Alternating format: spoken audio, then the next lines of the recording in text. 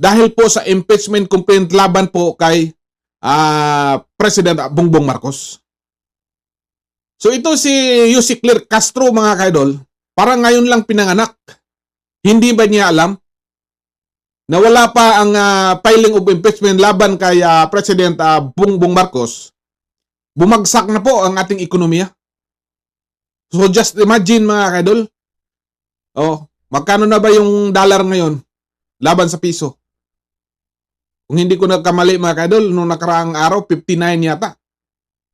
Ha?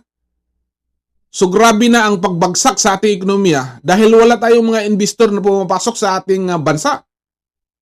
Kung wala pa siguro ang mga OFW, ang ating bansa talagang bagsak talaga, mga kaidol.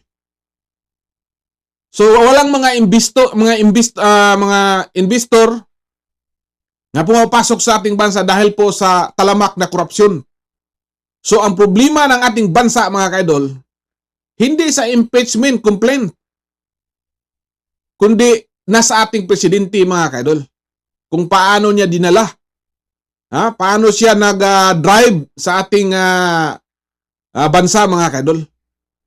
So ito po ang pahayag ni Yussi Claire Castro na hindi maganda sa imahe ng ating bansa na ang presidente sampahan ng impeachment complaint. O kung hindi pa maganda ito, Yussi Claire, ay bakit gumagawa ng hindi maganda at labag sa ating saligang batas?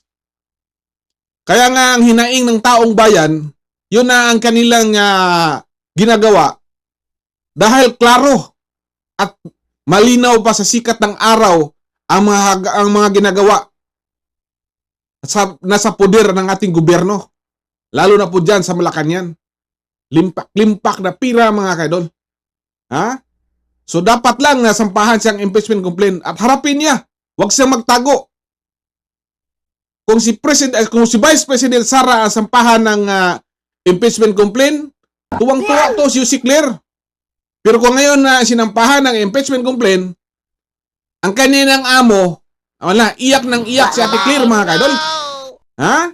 So pakinggan po natin si Yussi Claire Castro. Hindi maganda sa imahe ng Pangulo na siya ay masampahan ng impeachment complaint. Hindi rin po ito maganda sa pananaw ng mga ekonomista sa ating ekonomiya dahil nakikita po may mga taong di umano na hindi satisfied or negatibo sa pagtatrabaho ng Pangulo. Hindi po maganda na makatanggap ang Pangulo ng isang impeachment complaint.